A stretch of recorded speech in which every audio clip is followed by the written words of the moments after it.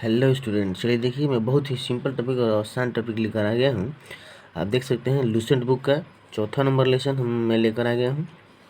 इसमें दिया गया है use of this, that, these और दोज। ठीक है, तो ये बहुत ही सिंपल टॉपिक है, लेकिन लेसन में है, चौथा लेसन है, मैं इस बुक को पढ़ा रहा हूँ तो इसलिए मुझे ये पढ़ाना है। ठीक है, आप ये नहीं समझे, बहुत ही सिंपल टॉपिक है। आप जानते हैं कि जो सबसे छोटा होता है, ठीक है, वही सबसे हार्ड होता है, इसलिए इसको देखेंगे, कुछ अच्छी बातें भी मिलेगी, क्योंकि जितना बार हम लोग किताब पढ़ते हैं उसमें कुछ ना कुछ अच्छी जानकारियाँ हमें मिल जाती है। ठीक है, तो देखते हैं इसमें क्या दिया गया है आपको और क्या समझना है हम लोगों को। Correct, this, that, this, those, demonstrative pronoun और एडजेक्टिव, ये दोनों का रोल प्ले करता है, प्रोनाउन का भी एडजेक्टिव का भी। ठीक है, इनमें से दिस और दिस से निकटता का मतलब, दिस का मतलब यह होता है, ठीक है, और उसके बाद दैट का मतलब वह होता है, और उसके बाद आपका जो है दिस जो है इसका प्लुरल है, दिस का मतलब ये हो जाएगा। ठीक है, और दोज जो है वह इसका प्लुरल है, जिसका मतलब वो ये हो जाएगा। ठीक है, तो ये दोनों सिंगुलर है, ये दोनों इसी का प्लुरल है, तो इसको देखते हैं। तो आपका कह रहा है कि ये दीज का प्रयोग नियरेस्ट के लिए प्रयोग किया जाता है, दोज का प्रयोग दूरेस्ट के लिए, मतलब कि आपका डिस्टेंस के लिए प्रयोग किया जाता है, दूर को शो करने के लिए प्रयोग किया जाता है, का बोध होता है। दिस डेट के साथ सिंगुलर नाउन तथा सिंगुलर वर्ब का प्रयोग होता है। दिस और डेट के साथ ये दोनों सिंगुलर है, तो सिंगुलर आपका वर्ब का प्रयोग किया जाता है, सिंगुलर नाउन या सिंगुलर वर्ब का प्रयोग किया जाता है। दिस और दोज के साथ प्लुरल नाउन और प्लुरल वर्ब का प्रयोग किया जाता है। जैसे यहाँ दिस का मतलब यह, डेट का मतलब वह, सिंगुलर हो गया, दिस का मतलब ये सब, और दोज का मतलब ये, वे सब, प्लुरल आपका नाउन नंबर हो गया। अफर्मेटिव सेंटेंस बनाने का नियम डेमोन्स्ट्रेटिव प्रोनाउन के रूप में।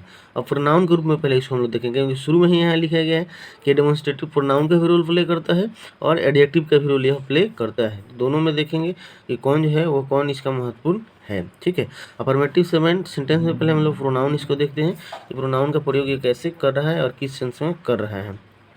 एग्जाम्पल में यह एक कुर्सी है, तो दिस इज ए चेयर। ठीक है, ये और ये सब कुर्सियाँ हैं, तो दीज आर चेयर्स। देखिए ये पूरा सेंटेंस सिंगुलर है, ये पूरा सेंटेंस प्लुरल है। दीज के साथ दीज हो गया और ये भी सिंगुलर में है, ये चेयर हुआ, लेकिन ये सभी प्लुरल हो गया। दीज यह भी प्लुरल और यह भी प्लुरल, दीज आर चेयर्स मतलब ये सभी कुर्सियाँ हैं। ठीक है, यह एक गाय है, तो दिस इज ए काऊ। उसके बाद आपका हो गया कि ये गाय हैं, वे सब गाय हैं, तो दो जार काऊ, यह भी प्लुरल, यह भी प्लुरल, यह भी प्लुरल, मतलब ज़्यादा संख्या में। यह मंटू है, तो दिस इज मंटू। ठीक है, और उसके बाद हो गया वह गौरव है, वह गौरव है, तो आपका हो जाएगा डैट इज गौरव, और वह एक छाता है, तो डैट इज एन अम्ब्रेला। ठीक है, देखिए यहाँ एक महत्वपूर्ण जानकारी दिया गया है, इस शब्द से संबंधित आपका लिखा गया है कि इन सब का प्रयोग तब किया जाता है जब किसी व्यक्ति या वस्तु को और इशारा करते हुए उससे दर्शाया जाता है। मतलब हम किसी को इंडिकेट करते हैं, ठीक है, कि वह देखो चाहे यह देखो, ठीक है, उसको इशारा करके हम दिखाते हैं, बताते हैं किसी व्यक्ति को, तब इसका प्रयोग किया जाता है। जैसे यहाँ लिखा है कि वह शुभम, हम किसी को बता रहे हैं या कह रहे हैं, का अनुवाद हो गया कि ही इज शुभम या डैट इज शुभम, दोनों हो सकता है। देखिए यही एक कन्फ्यूजन था आप लोगों को कि भाई क्या लिखेंगे, ही इज लिखेंगे कि डैट इज लिखेंगे, तो दोनों सही होगा। ऐसा नहीं कि आप ही इज, हम लोग सोचते थे कि सिर्फ व्यक्ति के लिए ही इज का प्रयोग होगा, लेकिन व्यक्ति के लिए भी कह रहा है कि इंडिकेट करने के लिए आप इसका प्रयोग कर सकते हैं। ठीक है, डैट इज शुभम, दोनों का प्रयोग हो सकता है।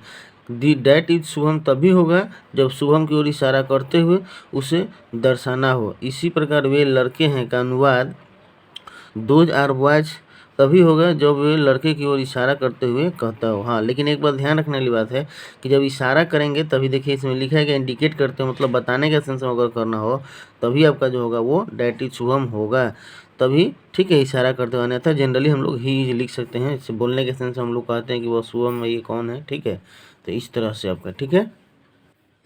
चलिए देखिए, तो इसका एक्सरसाइज है, आप देखिए यहाँ पर दिया गया है, आप एक्सरसाइज देखकर इतना बनाएंगे, फिर कोई दिक्कत होगा तो बताएंगे।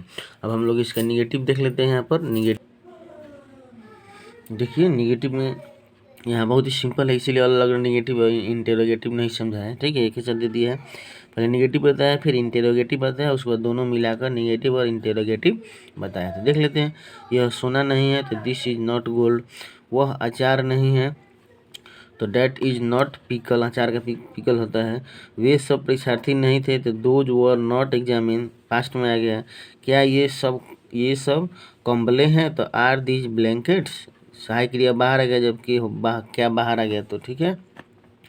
उसके बाद आगे और दिया गया है, देख लेते हैं छोटा से छोटा एग्जाम्पल। क्या वे सब पुस्तकें थे? वर दोज बुक्स?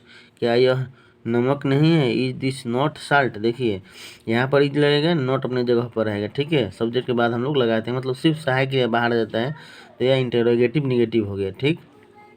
क्या वह दवात नहीं था? तो was that not an ink pot? क्या ये फूल नहीं है आपका?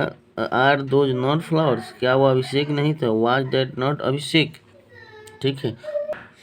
अब देखिए, अब हम लोग इसका यूज देख लेते हैं डेमोन्स्ट्रेटिव एडजेक्टिव के रूप में। अभी हम लोगों ने जितना देखा था, पढ़ा था आपका, वो किस रूप में देखा था हम लोगों ने? तो यहाँ पर हम लोगों ने देखा था डेमोन्स्ट्रेटिव प्रोनाउन के रूप में, ठीक है। ये सभी प्रोनाउन के रूप में यूज हुआ था, बट अब देखते हैं कि इसका रूप जो होता है वो एडजेक्टिव के रूप में कैसे प्रयोग होता है, ठीक है। यह घर नया है, देखिए लिखा है दिस हाउस इज न्यू। अब यह और घर एक साथ हो गया, ठीक है। तो ये पहले एडजेक्टिव के रूप में हो गया और ये आपका नाउन हो गया, ठीक है।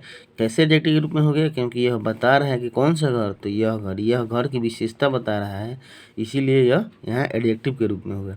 ये पुस्तकें कीमती है, तो दीज बुक्स एक साथ, ये पुस्तकें, तो दीज बुक्स आर कॉस्टली। उसके बाद और लिखा गया है वह दुकान प्रसिद्ध थी, तो डैट शॉप वाज फेमस। ये बच्चे नटखट हैं, तो दीज चिल्ड्रंस आर नॉटी। यह घोड़ा तेज है, दिस हॉर्स इज फास्ट। ये बैल मजबूत हैं, दोज ऑक्सन आर स्ट्रॉन्ग। वे गाय कमज़ोर होगी, those cows will be weak. Future का भी प्रयोग आ गया। वह कमरा खाली होगा, that room will be vacant. अब खाली होगा का वैकेंट। अब यहाँ पर आप देख सकते हैं एक्सरसाइज दिया गया है, ठीक है। आप इस एक्सरसाइज को समझकर पूरे बना सकते हैं, समझ सकते हैं। यहाँ भी दिया हुआ है उस एक्सरसाइज का कुछ हिस्सा, आप यहाँ से बना सकते हैं। अब इसका हम लोग थोड़ा सा निगेटिव और इंटेरोगेटिव देख लेते हैं। Negative interrogative, negative interrogative sentence. यह किताब पुरानी नहीं है, तो दिस बुक एक साथ, यह किताब एक साथ, तो एक साथ लिखेंगे। Is not old. ये कुर्सियाँ टूटी नहीं थी, तो these chair were not broken, ठीक है। उसके बाद वह आदमी विश्वासी नहीं होगा, that man will not be faithful. क्या वे कमरे बड़े थे? तो बस ये वे कमरे बड़े थे क्या हो जाएगा? Those rooms were big. अब जो है वर बाहर आ जाएगा, क्योंकि क्या जो है शुरू में हो गया है, इसलिए, ठीक है। इसी तरह का ये सारा एग्जाम्पल दिया गया है निगेटिव इंटरेगेटिव। आप यहाँ पर बनाएंगे, देखेंगे, समझेंगे, ठीक है। आशा करता हूँ कि वीडियो अच्छा लगा होगा। अच्छा लगा तो लाइक करें, शेयर करें, कमेंट करें। Thank you.